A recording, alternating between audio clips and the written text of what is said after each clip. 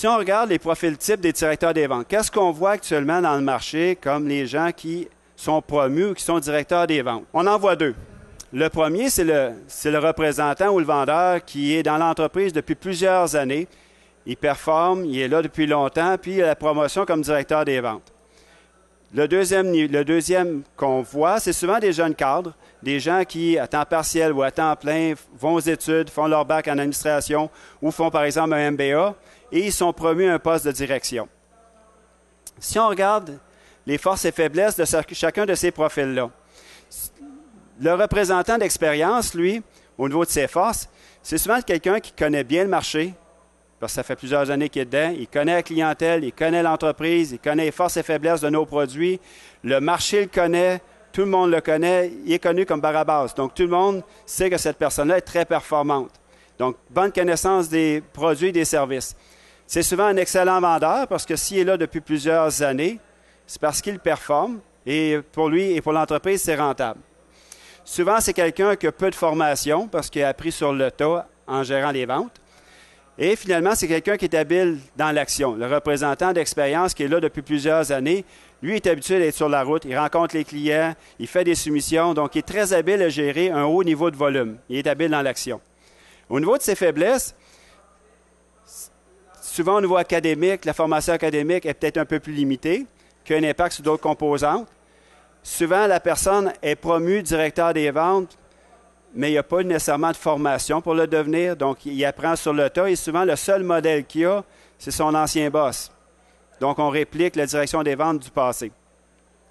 Connaissance limitée des outils technologiques, parce qu'un représentant, souvent, quand tu es sur la route, tu as un téléphone cellulaire, puis aujourd'hui, tu as un laptop, des fois un iPad. Donc, tu es appelé à travailler sur un ou deux logiciels, c'est ton quotidien. C'est sûr qu'après ça, tous les autres outils technologiques, le logiciel ERP à l'interne et autres technologies, ne sont pas habitués de travailler avec ça. Donc, l'habitude à travailler avec des outils technologiques n'est pas nécessairement là. On manque de vision stratégique et l'esprit d'équipe qui est limité. C'est sûr que le représentant qui est sur le marché depuis plusieurs années, lui, est habitué à travailler dans son territoire. On lui demande d'être très compétitif et très compétent dans ses ventes, mais il ne regarde pas les autres aspects de l'entreprise parce que ce qu'il a à livrer, c'est les ventes de son territoire. Donc, ça fait des gens que la vision stratégique est un petit peu plus étroite.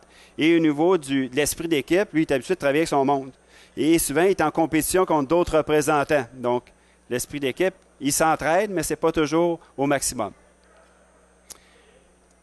Dans le cas du jeune cadre dynamique, l'exemple du MBA, je vais me donner un exemple, sauf que je ne suis plus le jeune cadre dynamique, mais je l'ai déjà été il y a quelques années. Dans mon cas, c'était effectivement, j'étais représentant dans le domaine de la distribution et je faisais mon MBA à temps partiel, tout en travaillant à temps plein. Après 1 an et demi où je livrais les bons résultats, on m'a promu au poste de direction. Donc, ça, c'était dans mon cadre à moi. Au niveau des forces, c'est sûr que la scolarisation, donc la personne est en train de faire son bac ou son MBA, la personne est scolarisée. Souvent familier avec les outils technologiques parce qu'à travers les études, tu te dois de travailler avec différents logiciels et diverses technologies. Souvent, c'est des gens ambitieux. Je ne connais pas personne qui fait son MBA et son bac qui n'a pas d'ambition. C'est parce qu'on a beaucoup d'ambition, donc ça fait par défaut des gens ambitieux. Énergiques, des habiletés naturelles, des visions plus stratégiques. C'est sûr qu'une personne qui a fait des autres études, on a étudié autant au niveau marketing, ressources humaines, finances, qui fait en sorte qu'on a une plus grande vision de l'entreprise et de son ensemble. Et c'est souvent des gens qui ont un profil aussi entrepreneur. Au niveau des faiblesses, c'est évident que si je prends mon exemple, j'avais 1 an et demi d'expérience dans l'entreprise quand j'ai été promu directeur des ventes.